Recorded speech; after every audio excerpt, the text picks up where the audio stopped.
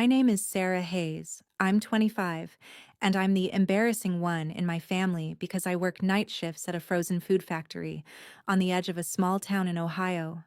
I'm writing this down like a note to my future self, so I never forget the moment my mom decided my life wasn't worth bragging about. You ever sacrifice what you want for your family, only to become the person they're most ashamed of? While my brothers and sisters chased degrees and shiny careers, I stayed behind in Riverton, clocking in at the plant so we could keep the mortgage paid after my dad died. It wasn't glamorous, but it was real work. I came home smelling like freezer burn and spices, shoulders aching from lifting boxes, but at least the bills didn't bounce. To my mom, though, my steel-toe boots and hairnet meant one thing: failure. I still hear her voice from that family barbecue a couple years back, when relatives asked what I was doing with my life. She laughed, actually laughed, and said, "Sarah's taking some time to figure herself out. She's just helping out at a local place for now." She couldn't even say the word factory. When I tried to explain I was working overtime to keep us afloat, she pulled me aside and hissed, "Why can't you be more like your siblings? This job is embarrassing." I swallowed it. The humiliation, the anger, the way everyone's eyes slid off me like I was background noise. I told myself it was just a phase, that if I kept my head down and worked hard enough, one day she'd see me differently. I had no idea that Mother's Day was coming, and with it, a text message that would finally break me and change everything. Before I tell you exactly what my mom wrote in that Mother's Day message, and what I did after that made me disappear from their lives, tell me, what time is it where you are right now, and where are you watching from? I'm really curious to see how far this story will travel. Mother's Day in Riverton always smelled like cut grass and cheap supermarket flowers. At the factory, it just smelled like garlic powder and cold metal. I was on my break, sitting on an overturned crate behind the loading dock, scrolling through my phone with numb fingers. I told myself I didn't care if I heard from my family that day. I lied. My screen lit up with a notification: Family Haze group chat. My chest tightened.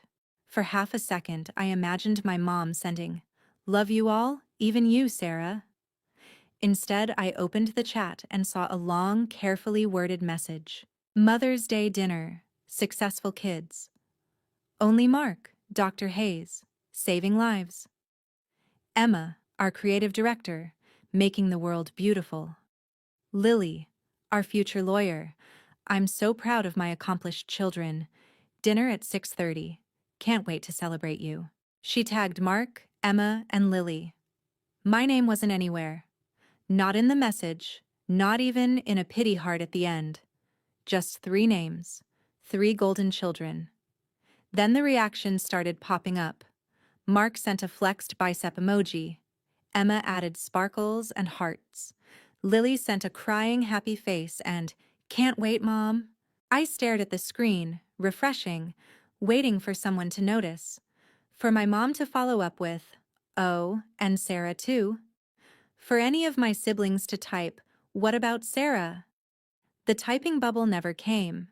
The only bubble I saw was my own reflection in the black part of the screen. Hair tucked under a factory cap, hands stained with freezer burn, eyes burning. My heart thudded in my ears. This wasn't a simple oversight. It was a public announcement. Successful kids only.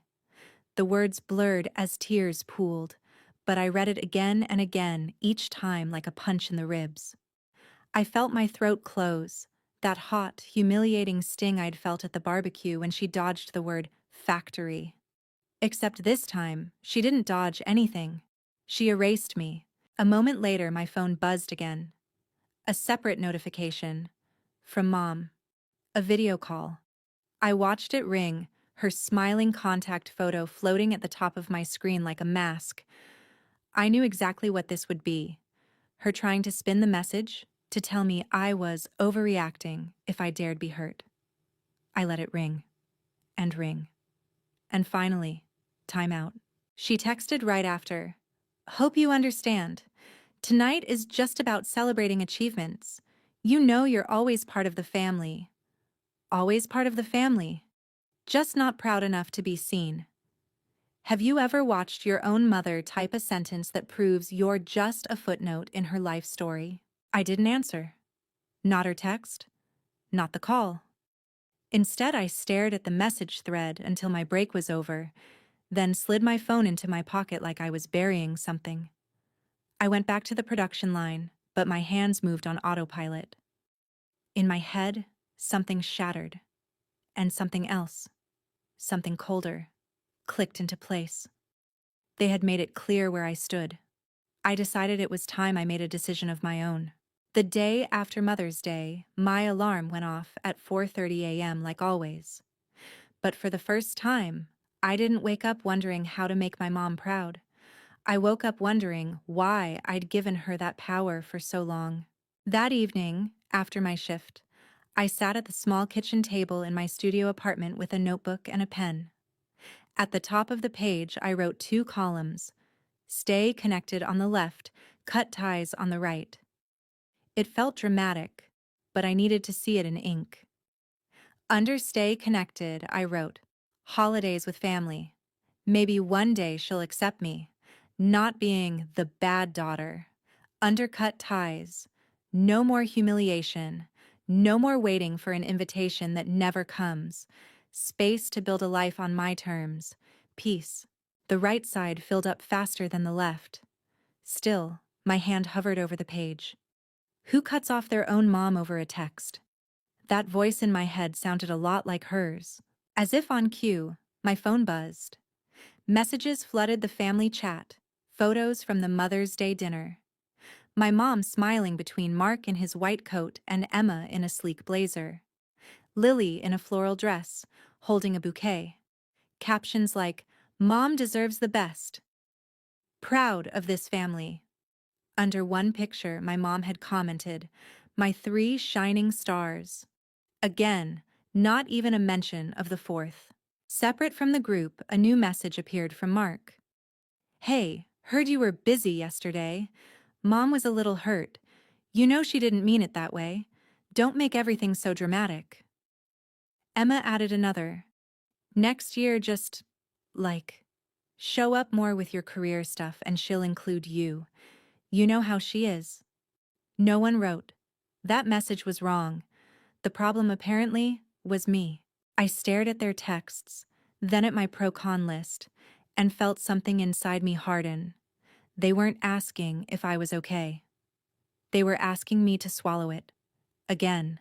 So the family image stayed smooth.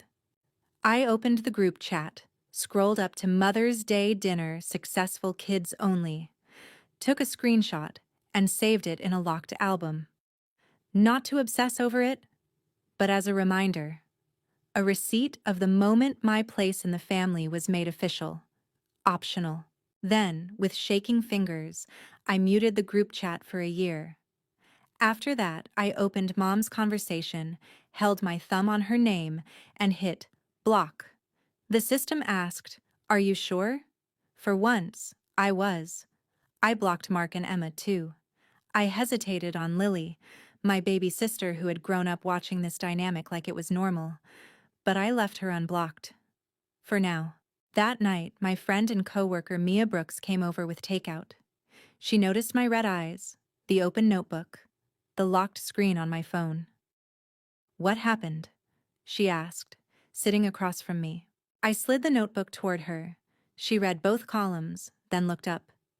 "You already know your answer, Sarah. You wrote it." My voice was barely a whisper. "Would you cut off your own family if they never saw your worth? If they literally wrote you out of their life like a typo?" She didn't hesitate. "I'd cut off anyone who made me feel smaller on purpose. Blood or not." In that moment, something settled. I picked up my pen and, at the bottom of the right column, wrote in all caps, "I choose me." The next morning, I woke up with puffy eyes but a strange lightness in my chest. For the first time, family wasn't automatic. It was a choice. And I had finally made one. Once the noise of the group chat was gone, my life got quieter. Not empty, just quieter. No more constant alerts of celebrations I wasn't invited to. No more subtle jabs wrapped in, just joking. In that silence, I heard something I hadn't heard in years. My own thoughts. I doubled down at the factory, not to prove anything to my mom this time, but to prove something to myself. When my manager, Rachel Turner, mentioned that the company would reimburse part of the tuition for technical courses, I didn't brush it off like I usually did. I signed up for night classes at Riverton Technical College, industrial safety, process improvement, basic engineering concepts. If I was just a factory worker, I'd be the kind who knew every inch of the line. Mia joined me for one of the classes, and we became those annoying people who sat in the front row, asking questions and sharing notes. We'd grab coffee from the vending machine, laughing about how we were too tired to be this ambitious. But inside, something new grew. A quiet pride that had nothing to do with a framed degree and everything to do with choosing my path. One Tuesday evening, I was rushing into the building, a stack of worksheets in my arms, when I heard a familiar voice behind me. "Sarah?" It was small, hesitant. I froze. I turned around and saw Lily standing by the bulletin board, clutching a backpack. Her hair was pulled into a messy bun, and she was wearing a college hoodie. For a second, it felt like I'd been punched and hugged at the same time. "Lily," I managed. She nodded, eyes wide. "I didn't know you were taking classes here." I swallowed. "I didn't know you were either." Silence stretched. Then she blurted, "Mom doesn't know I signed up for this program. She thinks I'm just sticking to law school stuff, but I wanted to see what else was out there." There it was, a crack in the perfect image. We sat on a bench in the hallway, knees almost touching. "I saw the Mother's Day message," she said quietly. "I wanted to say something, but Mark told me not to stir things up. I'm sorry, Sarah." Her apology hit harder than my mom's text. "It wasn't your job to fix it," I said, even as part of me wished she'd tried. Lily twisted the strap of her bag. "Mom's been weird since then. She acts like everything's fine, but she keeps bringing you up. Not in a good way. More like she's mad you're not chasing the path she planned for you. And now that you're gone, she keeps asking why you're overreacting." She's embarrassed, but she'd never admit it. "So she's embarrassed that I'm embarrassed?" I snorted. "That tracks." Lily gave me a sad smile. "She cares. In her own messed up way.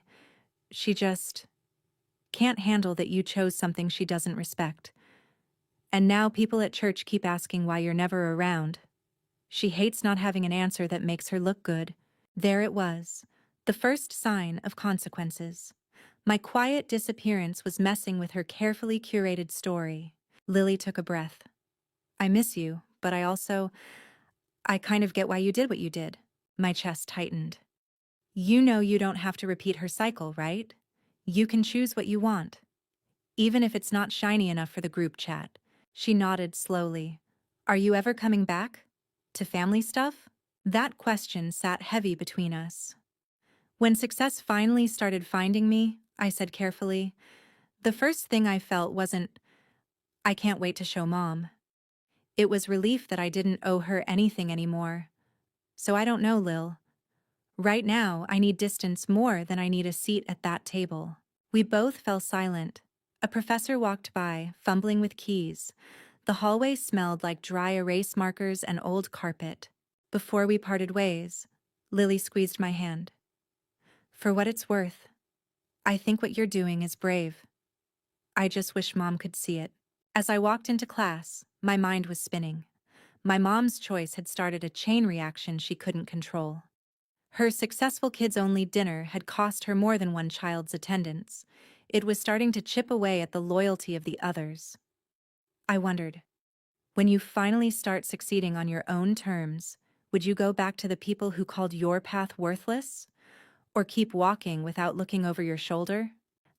My promotion came on a random Thursday. Rachel pulled me into her office, closed the door, and said, "Sarah, you've been running circles around half the people here. I want you as a line supervisor on the new frozen meals project. More pay, More responsibility. You in? I was stunned. A year ago, if I'd gotten that news, my first thought would have been, Mom is going to have to brag about this. This time, my first thought was, I did this. Me. I accepted the promotion. The new role was intense, scheduling shifts, handling breakdowns, smoothing out team conflicts. But it gave me something I'd never really had before: authority. People looked to me for answers. They trusted me. And not because I had a fancy degree, but because I'd been in the trenches with them. Still, late at night, old doubts crept in. Without thinking, I would unlock my phone and hover over my mom's contact, even though it was blocked. Or I'd scroll past photos of my siblings' achievements shared by mutual acquaintances.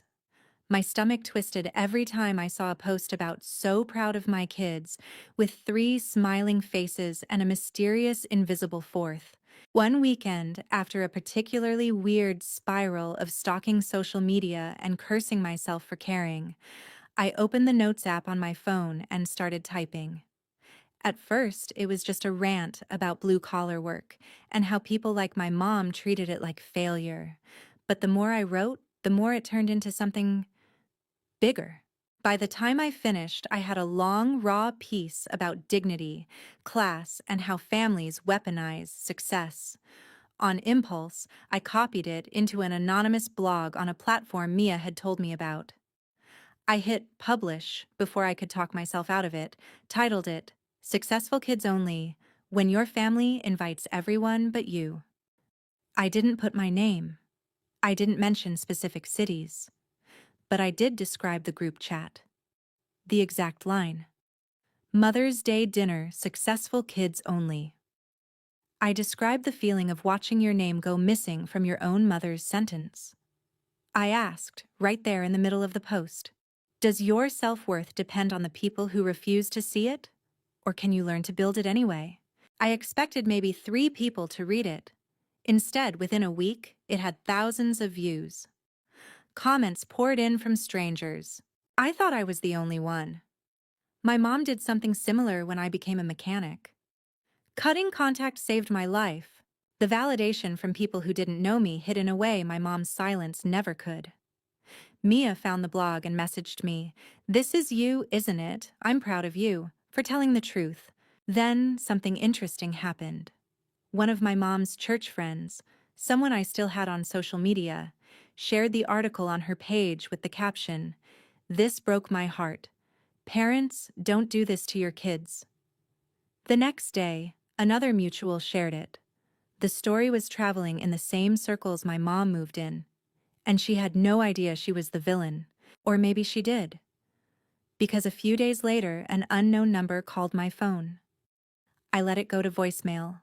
Later, I listened. It was my mom's voice, strained and tight.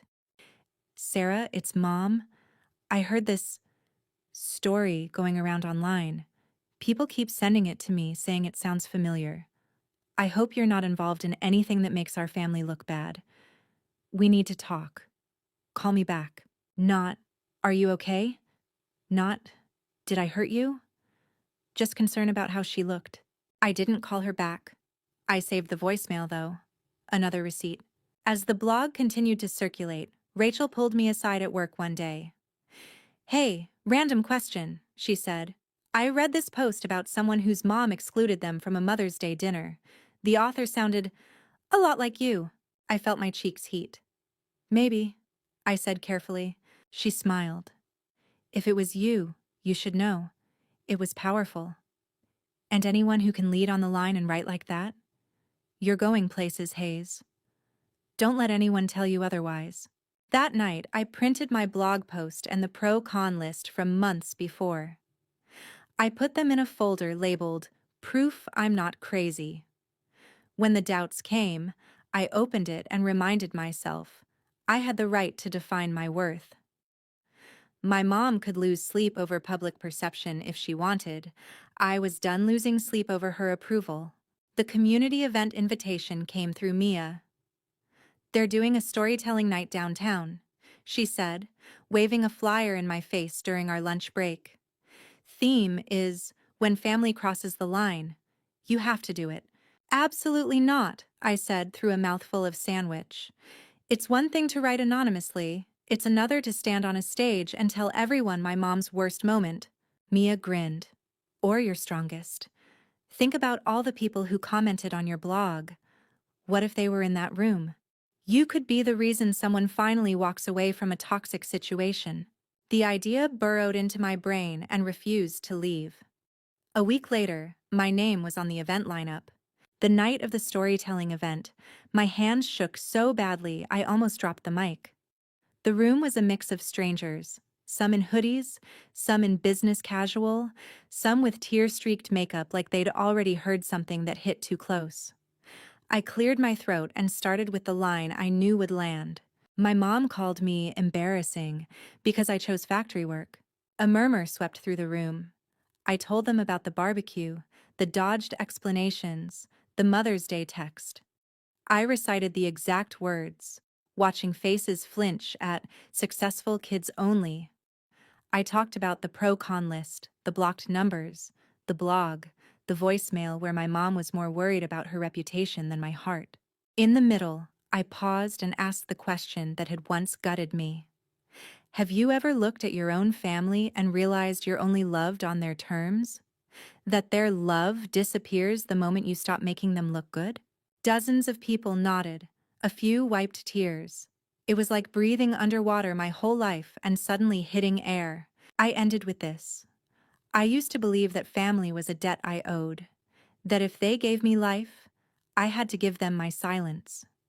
Now I know something else. I can love where I come from and still walk away from the parts that are killing me. When I stepped off stage, people hugged me, thanked me, told me pieces of their own stories. One woman whispered, I screenshotted my mom's text the day she uninvited me from Christmas. Hearing you say it out loud, I think I can finally stop feeling guilty. On the bus home, I scrolled through my phone and my heart stuttered. My blog post had been shared by a bigger page, someone with hundreds of thousands of followers, along with a caption, "The successful kids-only mom is why so many of us are in therapy." The comments were a war zone, but most were on the side of kids like me. Buried midway down the comment thread, I saw a familiar name, Lily Hayes. She had written, "Sometimes the successful kids are just the ones who learned how to perform. The others are just trying to survive." I stared at her comment, feeling both proud and protective. Later that week, Lily texted me directly. "Saw your talk on someone's story. It was you, right?" I confirmed. After a long pause, she replied, "Mom saw it too. She's not handling it well. People at church are talking. She says you're airing family business. But honestly, maybe someone needed to." Knowing my story had cracked her perfect facade should have felt like cheap revenge. Instead, it felt like balance. Actions meet consequences.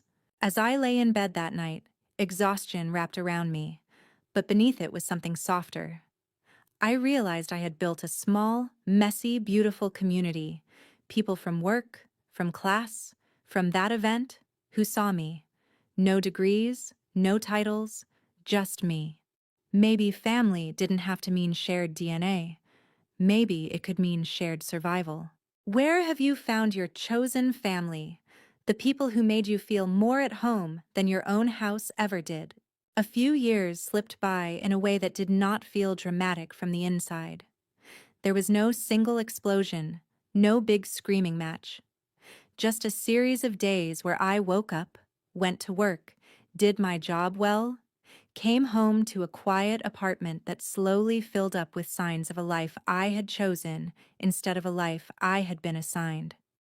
I moved up again at the factory, this time into a role that had me traveling between plants, helping other supervisors fix their lines and train their teams. I had a beat-up company laptop, a suitcase that stayed half-packed, and a calendar that did not revolve around family holidays anymore. My phone contacts list got shorter, but my world got bigger. I kept writing too. The blog that had started as a late-night vent turned into a place where people checked in regularly. I posted about boundaries, about the weird guilt that comes with saying no to your own parents, about blue-collar pride. Sometimes I wrote about small moments at work that would have meant nothing to my mom, but meant everything to me. Like the day a new hire told me, "You are the first boss I ever had who did not talk down to me." That comment meant more than any forced congratulations from my old life ever could. Every so often, I would get updates about my family through other people. A coworker who still went to my mom's church would mention hearing my last name in a prayer request. Online, I would see my siblings tagged in pictures without me. Lily and I texted now and then, keeping it light unless one of us had a bad day and needed the other to say, "No, you are not crazy. This really happened." From her, I found out that my mom had not let the story go. The post, the talk, the way people online latched onto the phrase "successful kids only," it all got under her skin. She hated that there was a whole corner of the internet where she was a character and not the author. She changed churches for a while, then went back. She complained that people were judging her, that they did not understand what it was like to raise kids these days. She did not, as far as I knew, ever say to them, "I hurt my daughter, and I am trying to make it right." Then life did what it always does. It added more pressure. My mom had health issues, the kind people whisper about in grocery store aisles: high blood pressure, stress, time off work, bills stacking up. The house I grew up in needed repairs. At first, I heard about it in pieces from Lily, almost apologetically, like she did not want me to think she was using our relationship to pass messages. Then one night, while I was sitting on my couch with my suitcase half packed for another trip, she called with that voice that meant something big had happened.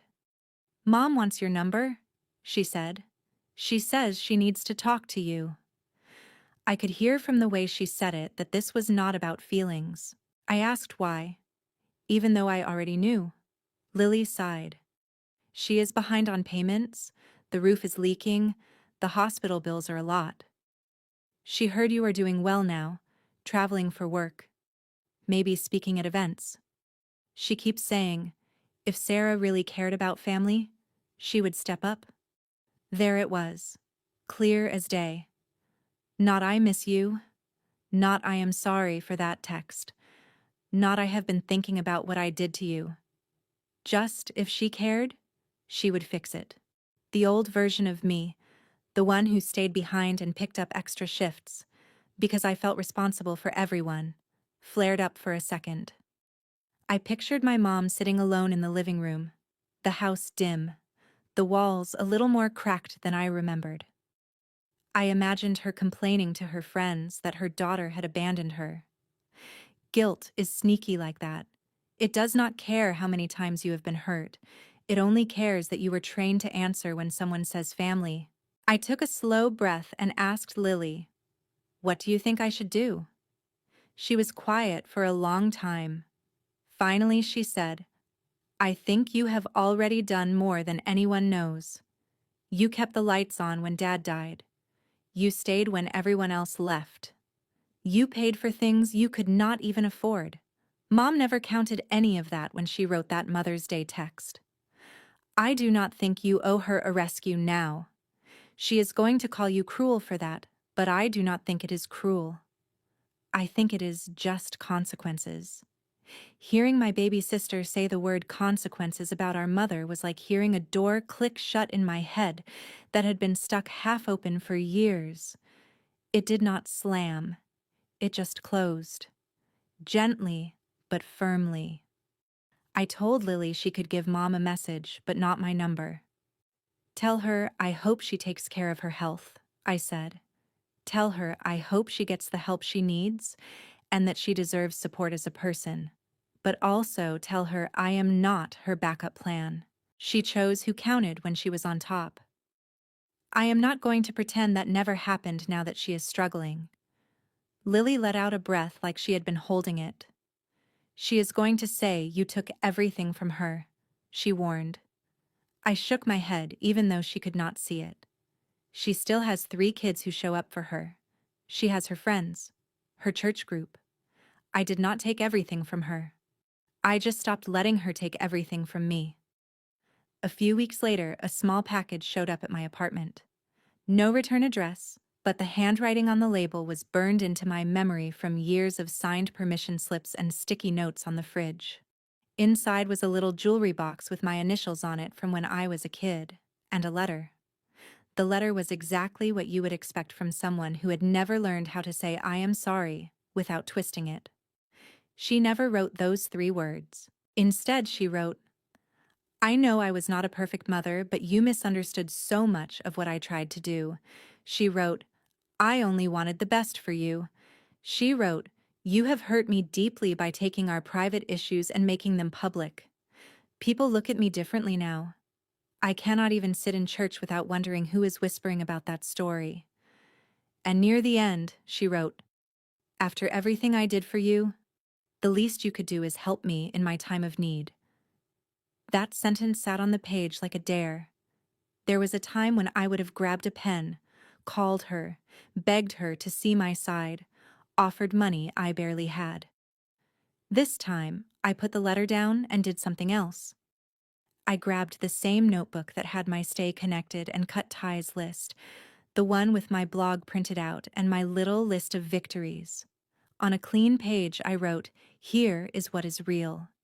Then I forced myself to list the facts, not the feelings. I did not post her name. I did not show her picture. I told my story in a way that protected her identity more than she had ever protected my dignity. I did not cause her health problems. I did not make people whisper. Her own choices did that. I spent years helping this family in ways nobody outside the house ever saw. That work counted, even if she pretended it did not. I read those lines out loud to myself until they felt more solid than the guilt. Then I took her letter, folded it back up, and put it in the box. I did not throw it away, but I did not let it dictate my next move either. I did not call her. I did not send money. The only thing I sent was one short text through Lily, who agreed to pass it along word for word. It said, "I hope you take care of your health and find the support you need. I am not able to step back into this role. I wish you peace." That was it. No long explanations. No reopening old wounds so she could poke them. Just a boundary stated calmly, like the weather. A few days later, Lily texted and said, "She cried, then called you ungrateful, then told her friends you had abandoned her. But she also stopped asking for your number.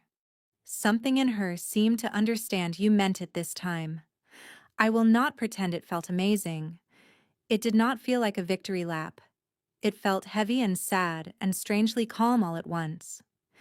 There is a kind of grief that comes with choosing your own peace over a relationship you spent your whole life trying to fix. People like to put a bow on it, to say, "And then I never thought about it again, and everything was perfect." That is not how it works. I still have nights where I miss the idea of a mom more than I miss the person.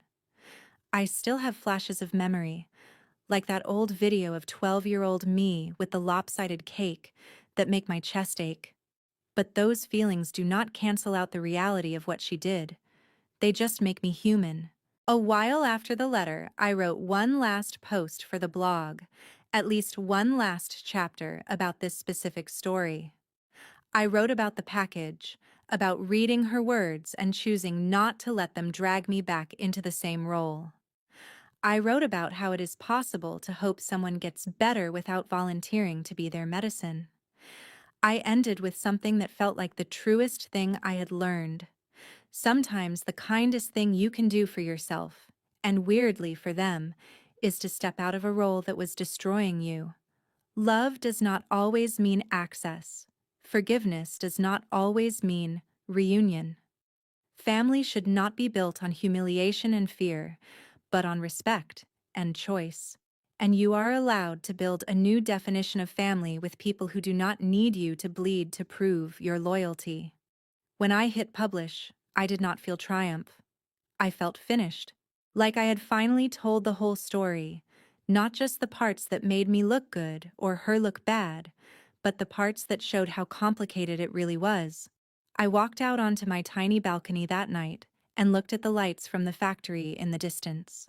That same building where I once read a message that said successful kids only and realized I was not invited had become the place where I finally proved to myself that my success did not need her stamp of approval. I still wear steel toe boots. I still clock in.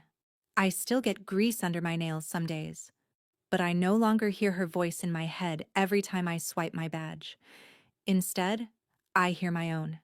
And sometimes the voices of friends and coworkers and strangers who say, "Thank you for telling the truth." So after everything you have heard, if you were standing where I am now, with a parent asking you to step back into a role that once crushed you, would you give them what they are asking for and call it forgiveness? Or would you choose your own freedom and trust that you are not selfish for finally putting yourself first? Our team